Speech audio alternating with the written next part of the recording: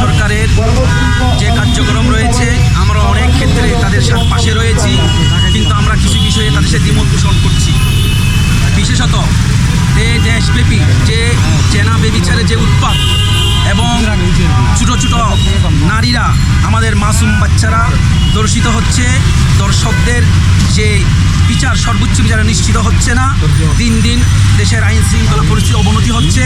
আমরা সেটা উত্তরণের জন্য, সরকারের দৃষ্টি আকর্ষণের জন্য আজকের এই মানববন্ধন ঘোষণা আমরা করেছি। দ্বিতীয়ত, আমরা স্বাধীনতা পরবর্তী এই দর্শনের বিরুদ্ধে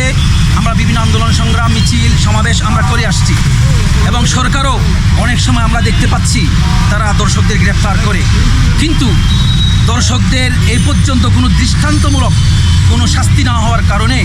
বাংলাদেশে এই দর্শনকে কোনোভাবে বন্ধ করা যাচ্ছে না। আমাদের বক্তব্য হচ্ছে, সরকার তো একটা আদালত প্র্যাকটিস করতেছে, আমরা সেই আদালতের বিরুদ্ধে কোনো কথা বলছি না, সরকার সে আদালত চালিয়ে যাক, কিন্তু এই দর্শন বন্ধ করার জন্য আরেকটা প্যারালাল, আরেকটা শরিয়া আদালত যদি সরকার প্র্যাকটিস করে, আমরা দেখতে চাই এই প্র্যাকটিসের মাধ্যমে যে শরিয়া এই আইন প্রয়োগের মাধ্যমে দেশের এই দর্শকদের উৎপাতকে দমানো যায় কিনা, এবং আরও যে আইন শৃঙ্খলা আছে, চুরি, ডাকাতি, রাহাজানি, যেগুলোর সমাজকে বিশৃঙ্খলা সৃষ্টি করতেছে, এগুলো বন্ধ করার যায় কিনা সরকার একটা প্র্যাকটিস করে দেখতে পারে। যেহেতু আমাদের বিশ্বাস এবং আমাদের ইমানের দাবি, সেটা যদি সরকার আরেকটা প্যারালাল শরিয়া আদালত প্রতিষ্ঠা করে এবং সেখানে দর্শন, চুরি, ডাকাতি, রাহাজানি, চাঁদাবাজি, এগুলো সহজে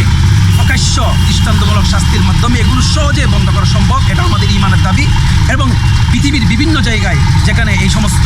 শরিয়া আদালত আছে, এগুলো যখন তারা যথাযথ প্র্যাকটিস করে, সেখানে কোনো দর্শন, চাঁদাবাজি, রাহাজানি এখানে চলে না সেখানে।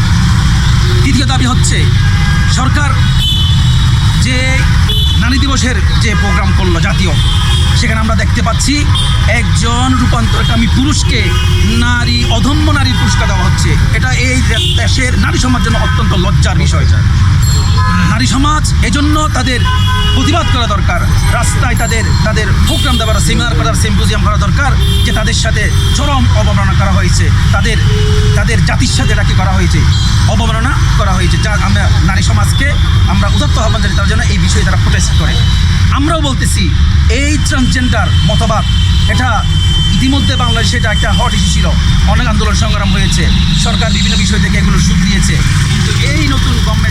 গভর্নমেন্ট অন্তর্বর্তী সরকার আবারও এটা কি পশ্চিমা এবং সাম্রাজ্যবাদের কোনো এজেন্ডা বাস্তবায়ন করার জন্য এই মুসলিম সমাজের চাপিয়ে দিচ্ছে কিনা, সেজন্য আমরা সন্দিহান, আমরা সতর্ক করতে চাই।